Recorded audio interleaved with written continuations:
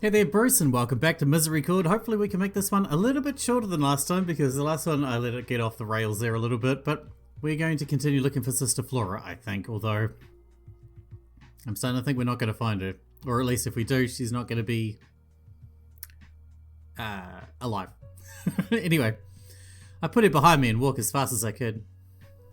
Eustace, that is. I could hear her shouting behind me as I put distance between us. Eustace, Angela, the superior, they were all making demands of me. But I served one, and one alone. Hedwig, leave it be. Leave it alone. Hedwig, listen to me. Shut up, Eustace.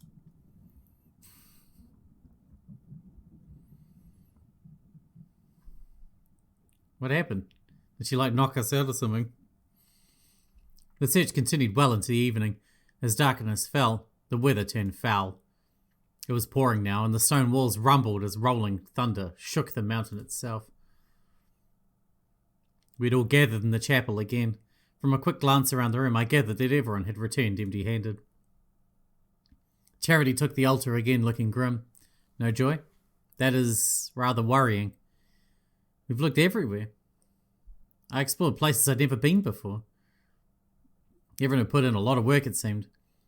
There'd be no time to relax or get changed. Some of our frocks were still covered in wine. It would have been motivating had the situation been slightly less grim. The determination I had felt after my conversation with Eustace was being tested. I wanted to blurt it out that I had a good idea of where Flora might be.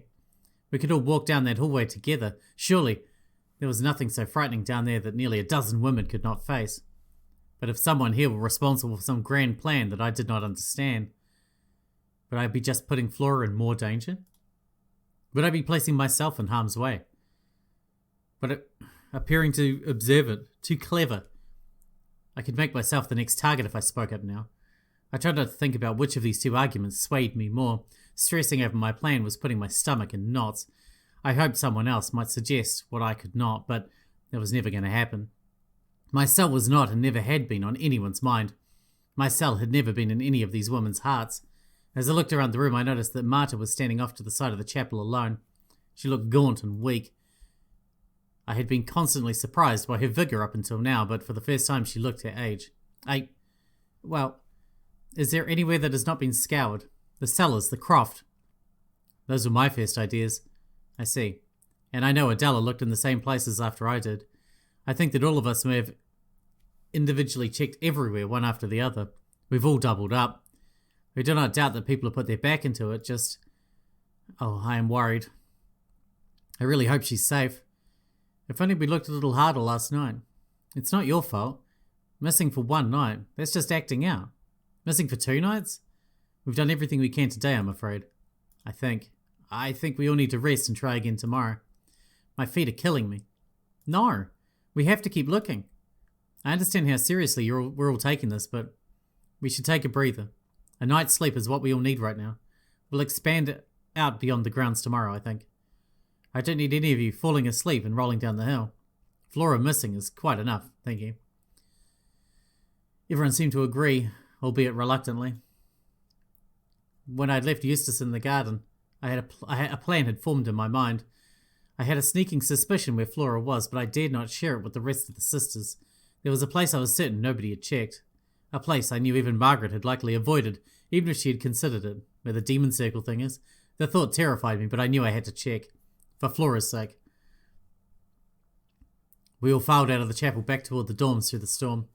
I really hope she isn't out in this weather. If she is, I would wager she is safe. She is young and resourceful. Remember when Catherine taught us how to make fires? I do. You're right, she's probably having a more comfortable night than us.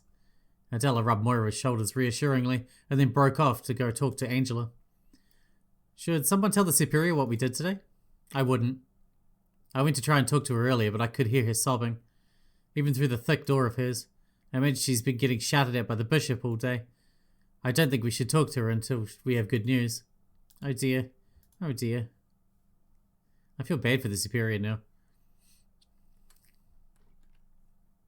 The moment I sat down on my bed, I had a sinking feeling that I was not going to be able to sleep before I get a chance to test my theory. I could just sense it. No, my bones told me. I sighed and rolled onto my back, fully dressed.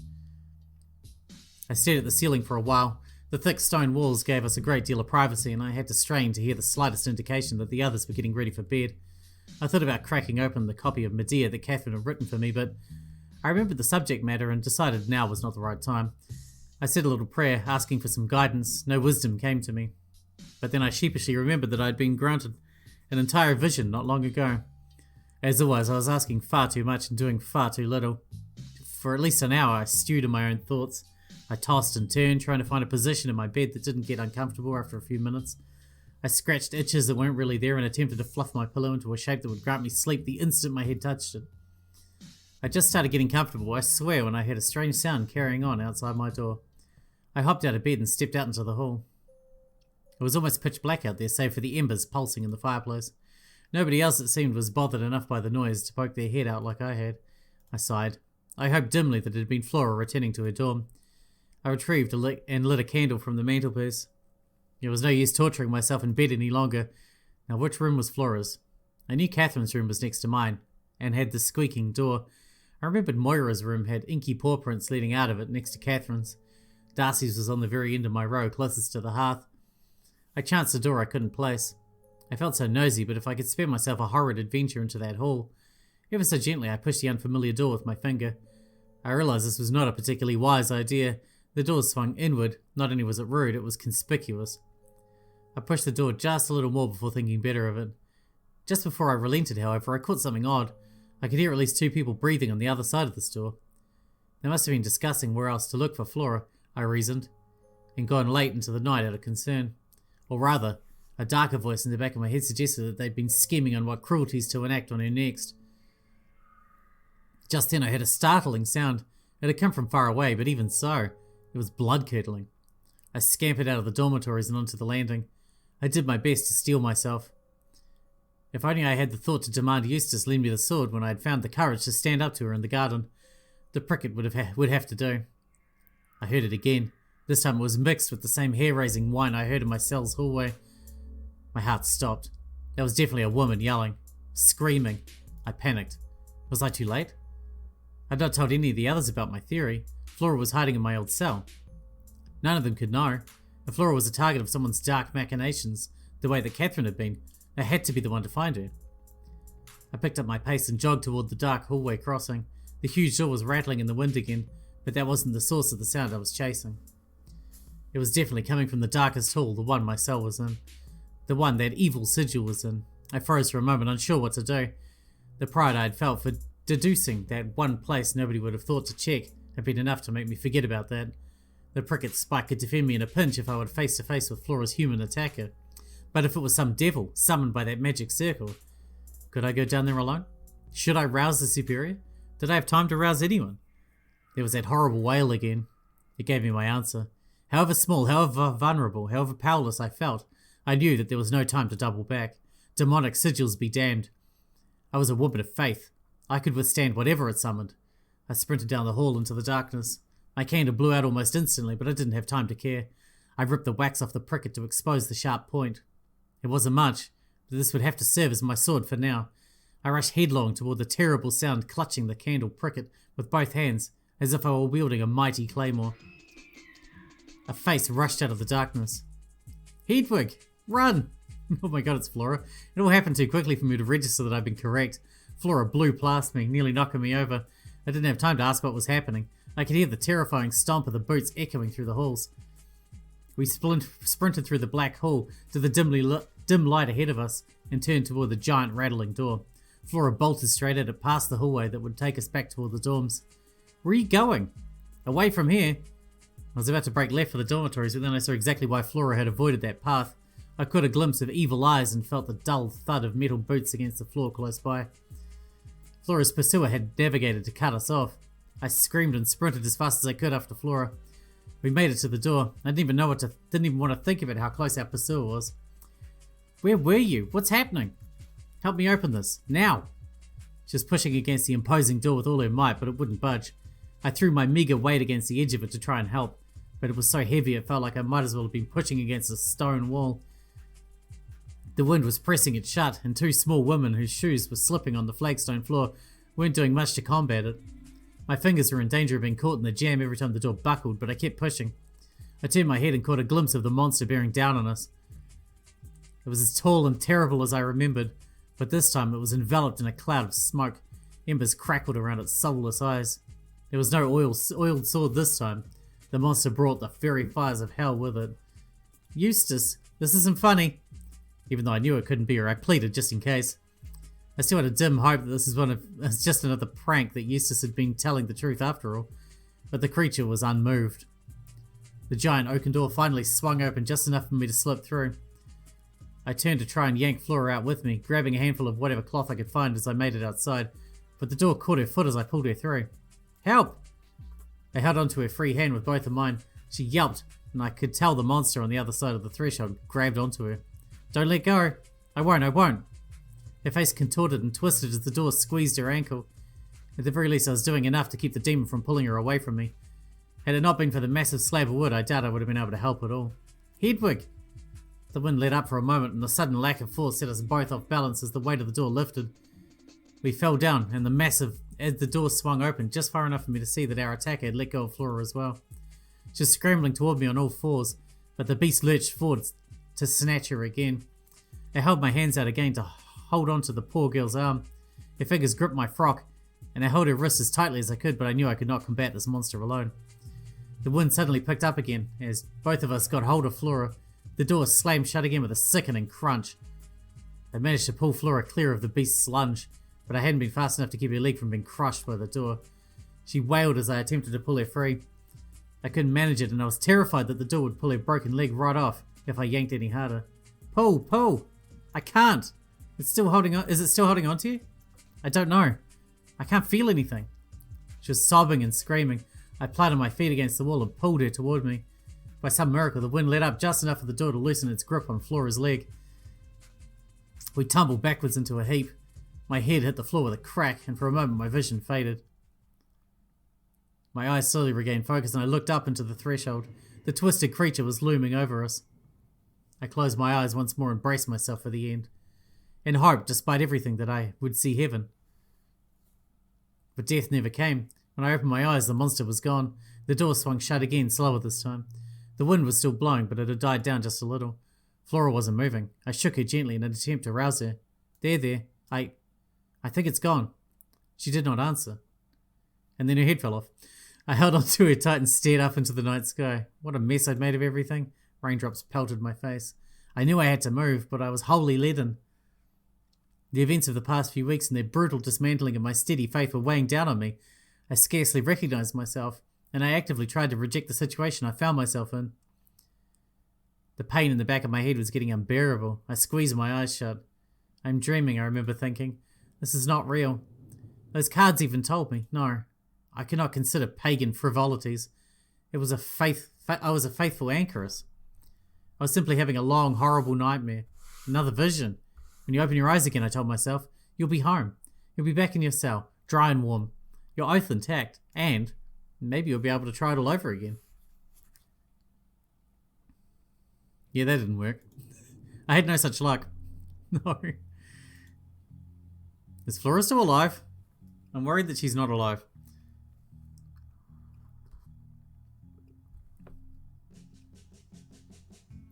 What? No, what? No, come on, what? Fuck.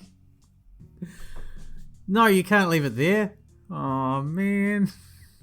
That's not cool. Oh.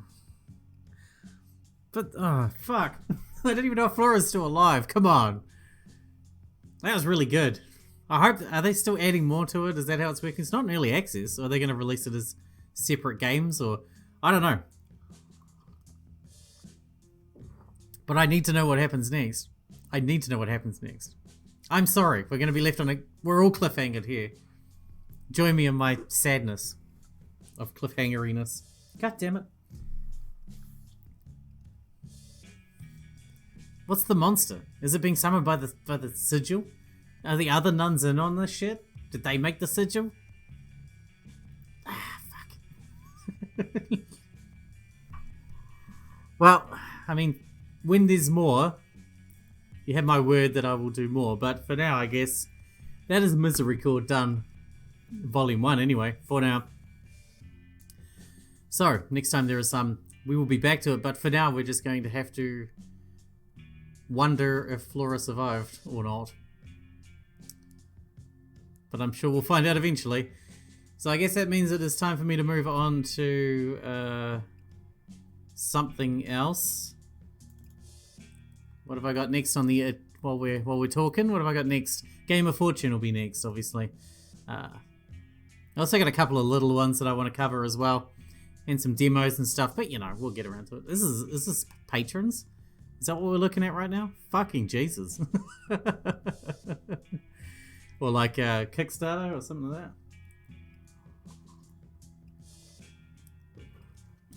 Very impressive. Well, I'm going to let the credits roll as usual, and yeah, well, when we can, we can. But what it was, like, it was a good size. I mean, there was no picker paths or puzzles or anything like that. It was just a straight start to finish, but it was really good, very well written, very funny in places, great atmosphere. I love the art style, the black and white really lended to the atmosphere really well. The characters were all really good. Yeah, everything was really good. Solid shit. Yeah, I'll leave the credits to roll, which look like they might go on for the rest of your life, so apologies for that. And if there's a post-credit scene, I'll be back for that. But until then, thanks for watching, bros, and I'll see you in the next one.